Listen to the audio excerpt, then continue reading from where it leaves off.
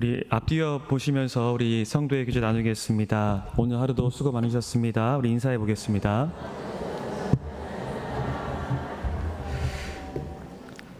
네, 오늘 이 시간까지 이 직장에서 또 가정에서 수고하신 여러분들을 하나님께서 은혜와 평강으로 채워주시기를 간절히 원합니다. 저는 오늘 하나님 나라라는 제목으로 말씀을 증거하겠습니다. 오늘 본문의 배경을 보면 이렇습니다. 예수님께서 세례 요한에게 세례를 받으시고 성령에 이끌려서 40일간 금식을 하셨습니다.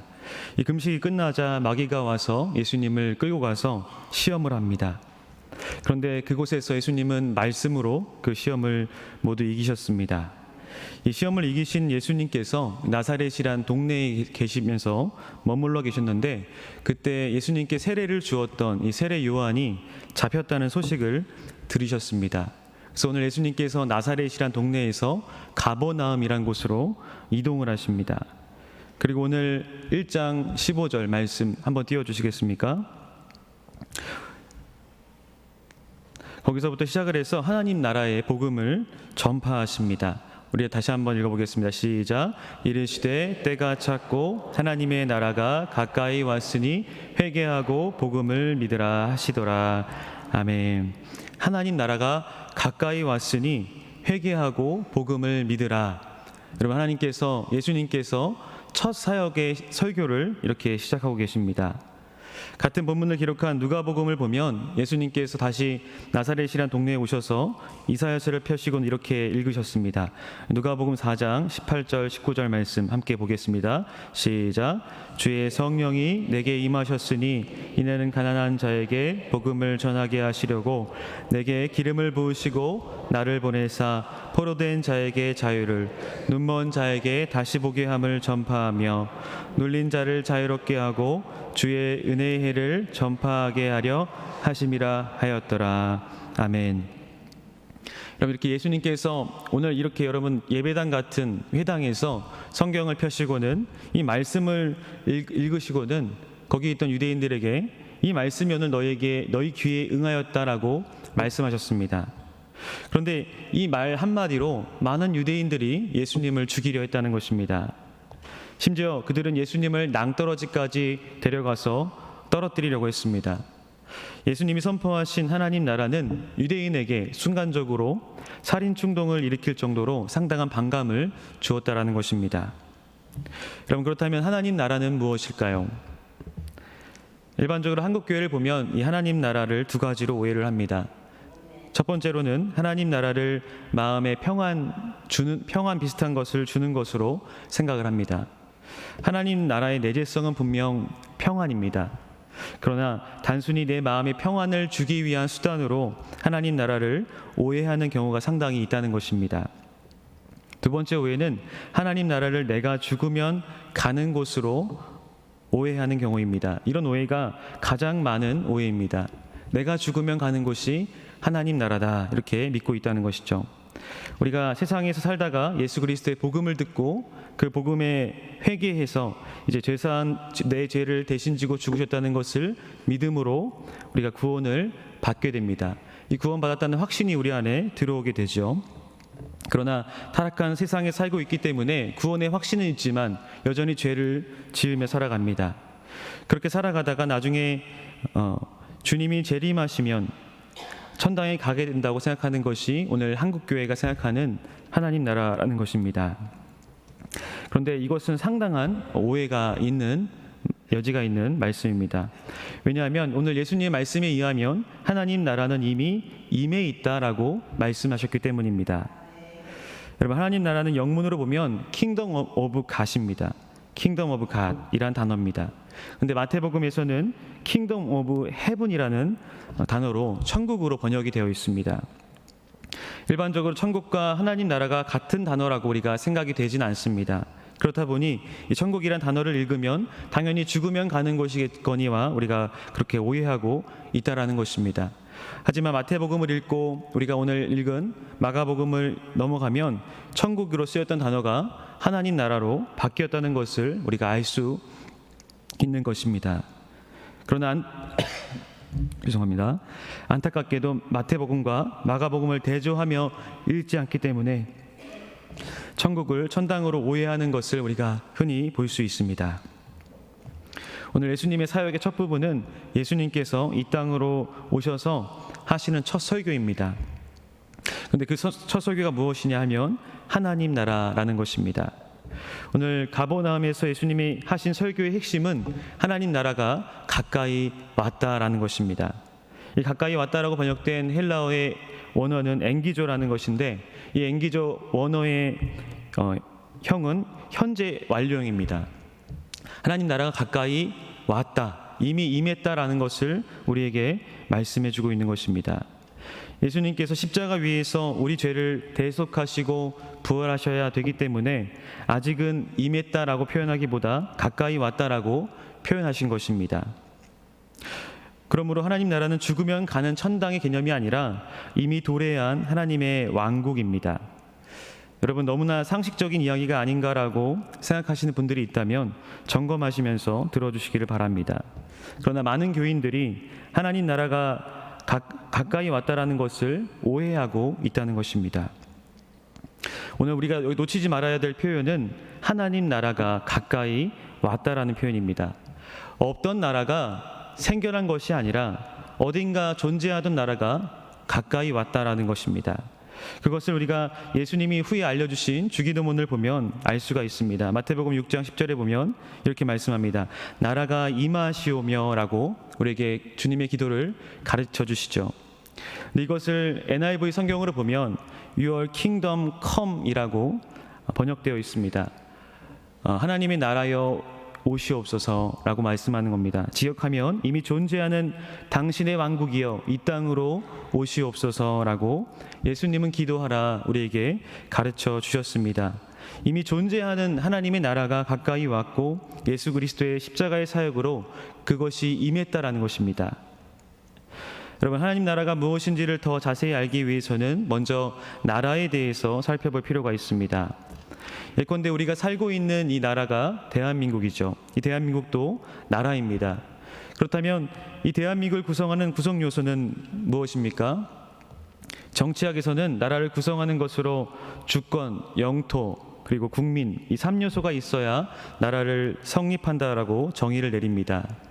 우리 일제강점기 시대에는 국민도 있고 영토도 있었지만 우리 주권이 없었기 때문에 나라로 인정될 수가 없었습니다. 또 반대로 국민은 있는데 영토가 없으면 또한 그것도 나라로 인정될 수가 없는 것입니다. 성경은 어찌 보면 한 나라의 이야기입니다. 아브라함을 택하시고 그에게 주신 약속대로 이삭, 야곱을 통해서 이스라엘이란 나라가 생겨났습니다. 이 이스라엘을 출애굽시켜서 가나안 땅을 점령케 하시고 또 그 땅을 정복하도록 하셨습니다. 그러나 그 가나안의 문화에 오히려 정복당한 이스라엘은 다시 이방 나라의 포로로 끌려가게 되었습니다. 왜냐하면 시내산 언약은 우리가 하나님 말씀을 듣고 지킬 때에는 하나님께서 복을 주시는 언약이지만 우리가 하나님 말씀을 벗어나면, 하나님의 통치를 벗어나면 반드시 흩어짐을 면하지 못하는 행위 언약이기 때문이었습니다. 이 70년의 포로 생활이 지나고 스룹바벨, 에스라, 느헤미야에 의해서 귀환하고 정착하는 한 나라의 이야기가 이 구약 성경에서 많은 부분을 말씀하고 있습니다. 그런데 이 구약이 끝나고 이제 복음 시대가 열려서 신약에 등장하신 예수님은 왜 느닷없이 하나님 나라를 이야기하는 것일까요? 왜냐하면 이스라엘이 생기기 이전에 하나님 나라가 이미 있었기 때문입니다. 창세기 1장 28절 말씀을 함께 보겠습니다. 창세기 1장 28절 함께 읽습니다. 시작. 하나님이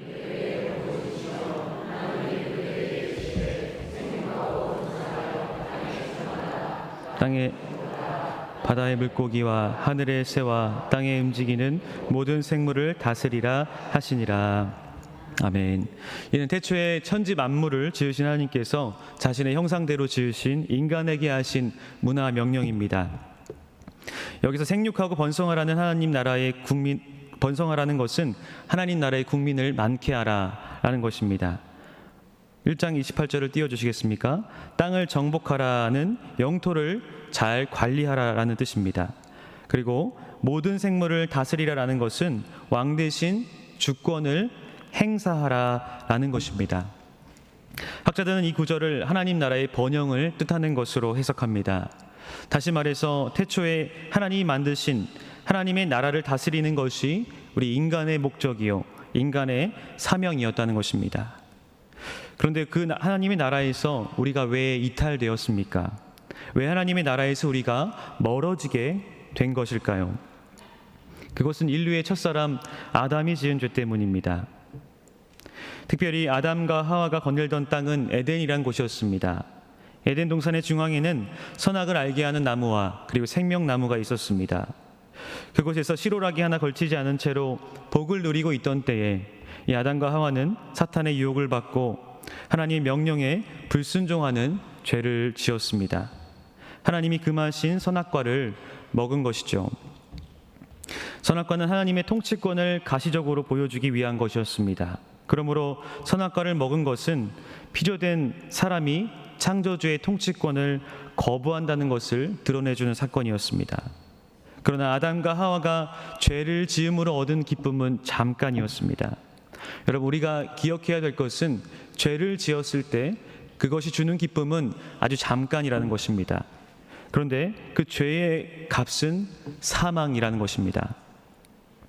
여러분, 아담과 하와는 모든 것을 잃고 죄의 저주를 받게 되었습니다. 이렇듯 우리가 하나님을 잃으면 모든 것을 잃는 것입니다. 여러분, 이것을 믿으시기를 바랍니다. 하나님을 떠나면 우리에게 기다리는 것은 저주요 패망인 것입니다. 아담과 하와의 죄는 비단 한 사람의 죽음으로 끝나는 것이 아니라 모든 사람의 멸망을 뜻하는 것이었습니다.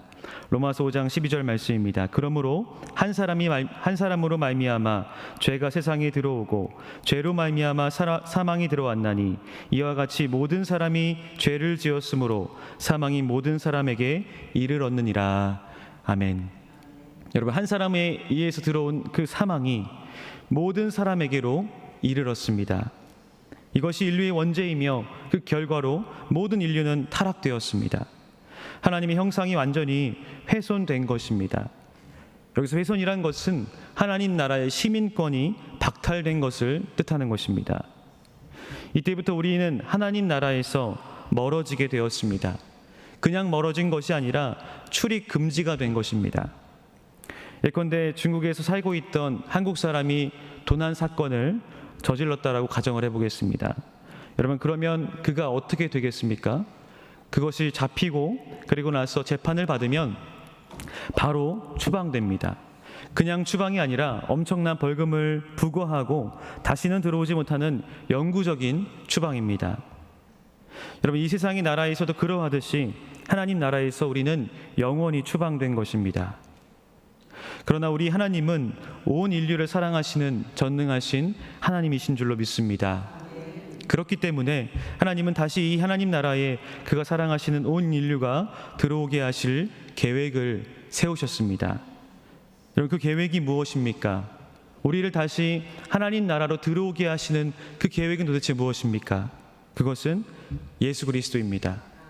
창세기 3장 15절을 보면 그 계획에 대해서 아주 구체적이고 명료하게 말씀하십니다. 우리 함께 읽어보겠습니다. 시작. 내가 너로 여자와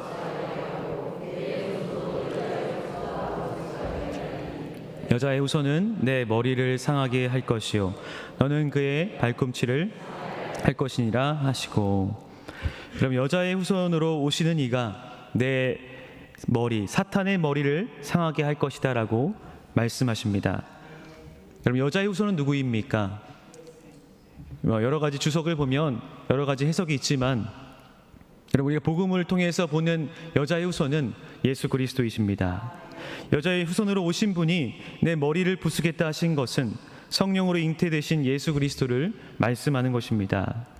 이것을 다시 직역하면 내가 내 아들 예수를 보내면 너는 내 아들의 발꿈치를 상하게 하겠지만 십자가로 내 머리를 부수고 나는 내 백성을 다시 나의 나라로 옮기겠다 말씀하신 것입니다. 믿으십니까? 하나님께서는 원 역사에 이미 복음을 계시하신 줄로 믿습니다. 이것은 사탄에게 주신 저주이시지만 오늘 저와 여러분에게는 복음인 줄로 믿으시기를 바랍니다. 여러분, 왜 우리에게 기쁜 소식이라고 하는 것일까요? 왜 복음을 우리에게 기쁜 소식이라고 하는 것일까요? 그것은 우리가 하나님 나라에 들어갈 기회가 주어졌기 때문입니다. 다시 하나님 나라에 들어갈 수 있는 출입문이 열렸기 때문인 줄로 믿으시기를 바랍니다. 그 출입문이 바로 복음입니다. 마가복음 1장 15절을 다시 한번 보겠습니다. 다시 한번 띄워주시겠습니까? 네, 제가 함께 읽습니다. 시작. 이르시되 때가 찼고 하나님의 나라가 가까이 왔으니 회개하고 복음을 믿으라. 여러분, 복음을 믿으라. 하나님 나라에 들어오려면 복음을 믿으라 하시니라 말씀하십니다. 여러분, 복음은 무엇입니까? 복음은 예수 그리스도입니다. 로마서 1장 2절에 이렇게 말씀하십니다. 이 복음은 하나님이 선지자들을 통하여 그의 아들에 관하여 성경에 미리 약속하신 것이라. 아멘. 여러분, 복음은 하나님의 아들 예수 그리스도를 가리킵니다. 육신으로는 결혼하지 않은 처녀의 몸에서 태어나셨으며 성결의 영으로는 죽은 자 가운데서 다시 살아나신 하나님의 아들로 선포되신 완전하신 사람이시자 또 완전하신 하나님이 바로 예수 그리스도이십니다. 여러분, 그가 오신 이유, 그것은 골로새서 1장 13절에서 증언합니다. 그가 우리를 흑암의 권세에서 건져내사 그의 사랑의 아들의 나라로 옮기셨으니. 여러분, 예수님께서 오신 이유는요, 사탄의 머리를 부수고 그리고 흑암의 권세 아래에 있던 우리를 하나님의 나라로 옮기시기 위함이었습니다. 여러분, 이를 위해서 예수 그리스도는 십자가에 자신을 내어주신 것입니다. 어떤 한 사람을 구하기 위해서가 아니라 모든 인류를 하나님의 나라로 옮기시기 위해서 그의 자신을 내어주신 줄 믿으시기를 바랍니다. 인류의 모든 죄의 문제를 대신 지시고 죽으심으로 예수님께서 죄의 값을 치러주셨습니다. 하나님 나라에서 사람들이 추방된 이유, 사망으로 가는 근본적인 원인이 죄에 있었기 때문입니다. 그러므로 이제 예수 그리스도를 믿는 자들은 하나님의 나라로 들어가게 되는 것입니다. 여러분, 그런데 이 하나님 나라는 아직 완성되지는 않았습니다.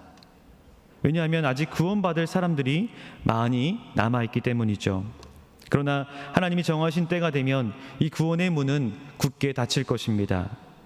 노아 시대에 방주를 만들고 구원받을 노아와 가족들과 동물들이 타고 문이 닫히고 나서야 심판의 홍수가 내렸던 것처럼 종말이 오기 전까지 하나님은 인내하심으로 하나님 나라에 들어올 문을 열어두셨습니다.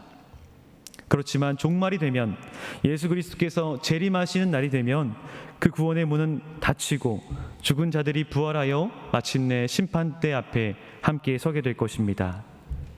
여러분, 그 심판대에 설 때에 온 천지 만물도 뜨거운 불에 녹아지게 될 것입니다. 우리 베드로후서 3장 12절 13절 말씀에 보면 이렇게 말씀합니다. 하나님의 날이 임하기를 바라보고 간절히 사모하라.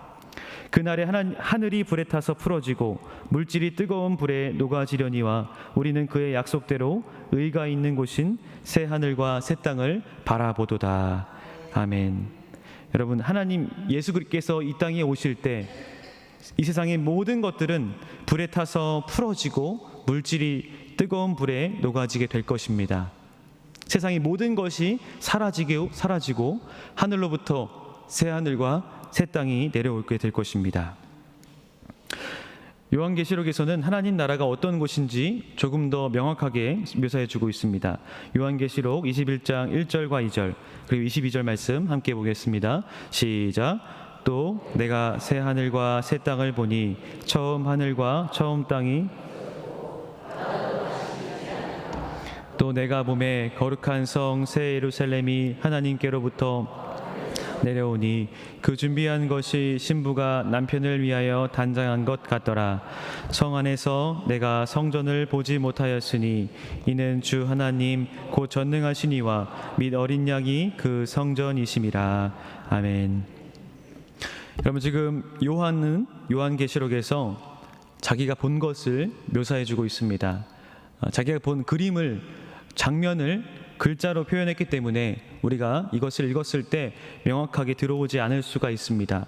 그러나 오늘 요한의 말씀을 글자 그대로 해석해 보자면 하늘로부터 새 예루살렘이 내려왔는데 그곳에서 큰 음성이 나서 이르기를 하나님이 함께 하셔서 이곳에서는 애통하는 것이나 곡하는 것이나 아픈 것이 다시 있지 아니하리라 말씀했다는 것입니다. 여러분, 천국은, 하나님 나라는, 다시 도래할, 이 땅에 임할 하나님의 나라는 우리에게 완전한 천국인 줄로 믿습니다. 완전한 하나님 나라인 줄로 믿으시기를 바랍니다. 여러분, 이 말씀이 이 험한 세상을 살아가는 저 여러분에게 소망이 될 수 있기를 바랍니다. 애통하는 것에서, 곡하는 것에서, 아픈 것에서 힘들어하시는 저와 여러분에게 소망이 될 수 있기를 바랍니다. 그런데 성전의 겉모습을 볼 때에는 화려한 예루살렘의 성전을 묘사합니다. 그런데 22절 말씀을 보면 성 안에서는 성전의 모습을 볼 수 없다라고 말씀하고 있습니다. 22절에 보면 주 하나님과 그 어린 양이 그 성전이시라. 여러분, 예루살렘 성 안에는 성전이 있었습니다. 하나님 앞에서 제사를 드리고 하나님을 만나는 곳이 바로 성전이었습니다. 그런데 새 예루살렘 안에서는 하나님과 예수 그리스도의 얼굴을 맞대고 있음을 우리에게 말씀해 주고 있는 것입니다. 종말에 임한 하나님 나라는 하나님과 얼굴을 맞대고 하나님의 빛이 우리의 얼굴에 비추이며 생명수의 강이 흐르는 곳입니다. 그 생명수 강 좌우에는 두 생명나무가 있다라고 말씀합니다. 요한계시록 22장 2절 말씀에 이렇게 말씀합니다. 길 가운데로 흐르더라. 강 좌우에 생명나무가 있어 12가지 열매를 맺되 달마다 그 열매를 맺고 그 나무 잎사귀들은 만국을 치료하기 위하여 있더라. 아멘. 여러분, 생명수가 흐르는데 그 생명수 좌우에 생명나무가 있다라는 것입니다. 여러분, 생명나무가 어디 있었습니까? 우리가 성경에서 나오는 생명나무는 에덴에서 우리가 함께 보았습니다. 만국을 치료할 잎사귀가 있는 생명나무는 에덴 동산에 있던 나무입니다. 즉, 죄로 인해서 추방당했던 에덴 동산에 하나님의 백성들이 다시 들어감을 말씀해 주는 것입니다. 에덴 동산에서 쫓겨났던 우리가 다시 에덴 동산으로 여러분 들어가는 것입니다. 이렇게 공간적인 하나님의 나라가 이 땅에 임하게 될 것입니다. 여러분, 이 말씀을 믿으시기를 바랍니다. 그러므로 오늘 우리가 사는 이 교회 시대는 이미와 아직 사이에 있다라고 표현을 합니다. 이미 임한 통치적 개념인 하나님의 나라와 아직 오지 않은 공간적 개념의 하나님 나라 사이에 우리 교회 성도들이 살고 있다라는 것입니다. 여러분, 그런데 성경은 모든 사람이 하나님 나라에 들어갈 수 없다라고 말씀합니다. 그렇다면 어떤 사람이 하나님 나라에 들어가지 못하는 것일까요? 첫 번째로 세상을 사랑하는 자들입니다. 첫 번째로 세상을 사랑하는 자들은 하나님 나라에 들어가지 못한다라고 말씀합니다. 복음을 믿음으로 구원을 얻었다는 확신이 있다고 하는 자들입니다. 교회에서 꽤 괜찮은 직분도 얻었습니다. 집사, 권사, 장로, 심지어 목사까지도 되었습니다. 그러나 그 마음에 여전히 세상을 사랑하고 있다면 그는 하나님 나라에 아직 들어가지 못한 것입니다. 요한일서 2장 15절 16절 말씀 함께 보겠습니다. 시작. 이 세상이나 세상에 있는 것들을 사랑하지 말라. 누구든지 세상을 사랑하면 아버지의 사랑이 그 안에 있지 아니하니 이는 세상에 있는 모든 것이 육신의 정욕과 안목의 정욕과 이생의 자랑이니.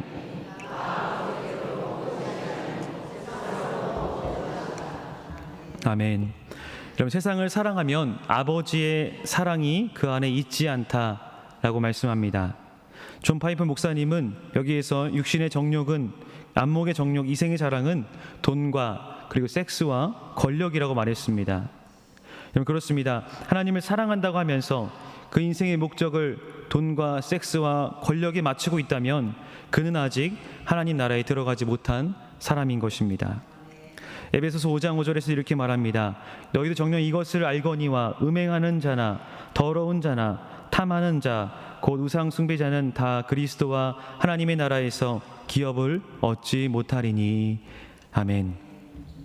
여러분, 탐심으로 가득 차서 세상의 것들을 사랑한다면 결단코 하나님 나라를 소유할 수 없습니다. 여기 계신 성도님들은 어떠하십니까? 세상의 것들을 사랑하십니까? 돈과 집과 차와 또 권력을 사랑하십니까? 아니면 그 모든 것을 버리시고 주님만 섬기고 계십니까? 저는 여기 계신 모든 분들이 하나님만 사랑하게 되시기를 주님의 이름으로 축복합니다. 두 번째로, 하나님 나라에 들어가지 못하는 사람은 이웃을 사랑하지 못하는 자들입니다. 두 번째로는 이웃을 사랑하지 못하는 자들이 하나님 나라에 들어가지 못한다라고 말씀합니다.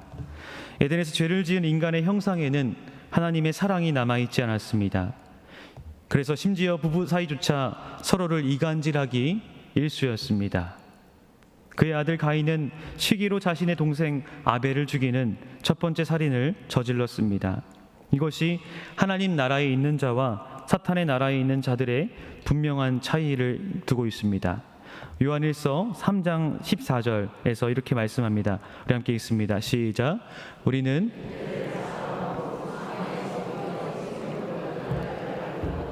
사랑하지 아니하는 자는 사망에 머물러 있느니라. 계속 띄워주시기 바랍니다.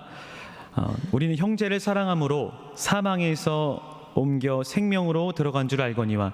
사망은 흑암의 권세를 뜻합니다. 그리고 생명은 하나님 나라를 뜻하는 것입니다.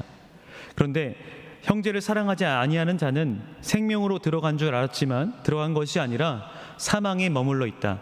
아직도 사탄의 왕국에 머물러 있다라고 말씀하고 있는 것입니다. 사랑하지 아니하는 자는 사망에 머물러 있느니라. 이것이 형제를 사랑하지 아니하는 자들의 구체적인 것입니다. 여러분, 이것에 대해서 성경은 구체적으로 나열하고 있습니다. 분쟁과 시기와 분냄과 당짓는 것, 분열함, 이단 같은 것들은 교회에서 분쟁을 일으키고 다른 사람을 시기하고 화를 내게 하는 것이죠. 이 모든 것이 하나님 나라에 들어가지 못하는 자들의 행동이라는 것입니다. 또한 배고픔에 있는 형제들을 보고도 인색함으로 도와주지 않는 것은 하나님 나라에 들어간 사람의 모습이 아니다라고 말씀하고 있습니다. 그럼 이 두 가지 유형의 사람들을 종합해 볼 때 하나님 나라에 들어가지 못하는 자들은 다음과 같이 말할 수가 있겠습니다. 세상의 것들로부터 마음과 생각을 지키지 못해서 행함으로 믿음을 드러내지 못하는 자들입니다. 삶 속에서 거룩한 성령의 열매를 맺지 못하는 자들입니다. 여러분은 어떠하십니까? 세상의 것들이 여러분의 마음을 붙잡고 있지는 않습니까? 또 형제를 미워하는데 여러분의 시간을 허비하고 계시지는 않은지요? 돌아볼 수 있기를 바랍니다. 여러분, 그렇다면 하나님 나라에 들어갈 자들의 모습은 어떠할까요? 하나님 나라에 들어갈 사람들의 모습은 어떻게 되어 있을까요? 그들은 거룩한 그리스도의 신부들입니다. 여러분, 이 땅에서는 결혼식을 준비하는 것이 아니라 이미 결혼해서 신랑 되신 예수님과 허니문을 보내는 것과 같습니다. 저는 결혼식을 준비하면서 주님께서 주시는 몇 가지 마음들이 있었습니다. 그 마음 중에 하나는 결혼을 위해서 제가 모았던 것, 그리고 저희 아내가 모았던 것을 하나님께 드리자라는 마음이었습니다. 그래서 아내가 동의해줘서 제가 준비했던 모든 것을 다 헌금으로 드리게 되니까요, 막상 허니문에 좋은 곳으로 가지를 못했습니다. 그때는 신혼이라서 잘 못 느꼈어요. 근데 저희 아내 쌍둥이가 있는데 그 쌍둥이 동생이 얼마 전에 결혼을 해서 유럽으로 여행 가는 걸 보면서 아내한테 참 많이 미안했습니다. 근데 그럼에도 좋은 기억으로 생각해줘서 제 아내에게 감사하게 생각을 합니다. 근데 아내가 그렇게 생각했던 이유는 세상이 주는 기쁨 때문이 아니라 남편으로 만족했기 때문일 것입니다. 여러분, 하나님 나라에 들어갈 성도는 하나님으로 만족하는 성도들입니다. 신랑 되신 예수 그리스도로 만족하는 자들입니다. 예수 그리스도가 철저하게 나의 주님으로 고백되는 자들입니다.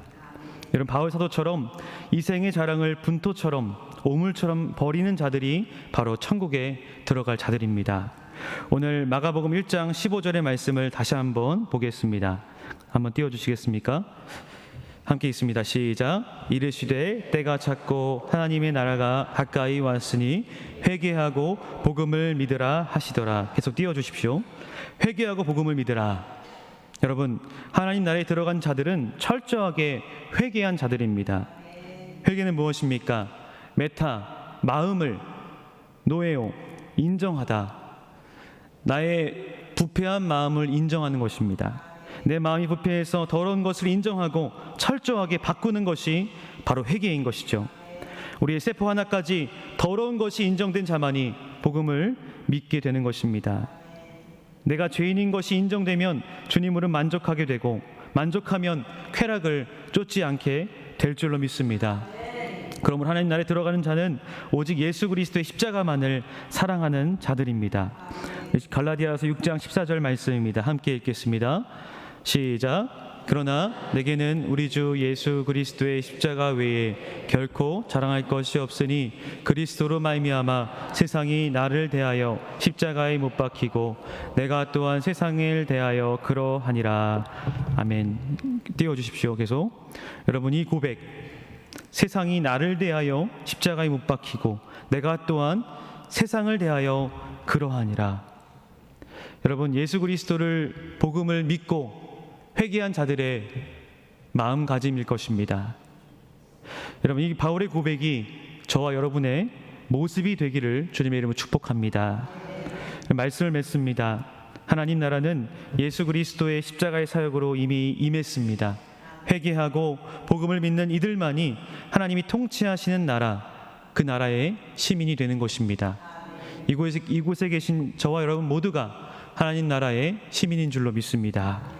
그러나 하나님 나라는 주님이 이 땅에 다시 오실 그때에 완성이 될 것입니다. 이미와 아직 사이에서 십자가만을 사랑하는 거룩한 신부로 살아가는 저와 여러분 되시기를 주님의 이름으로 축복합니다. 우리 이 시간 함께 찬양하며 함께 이를 위해서 기도하기 원합니다.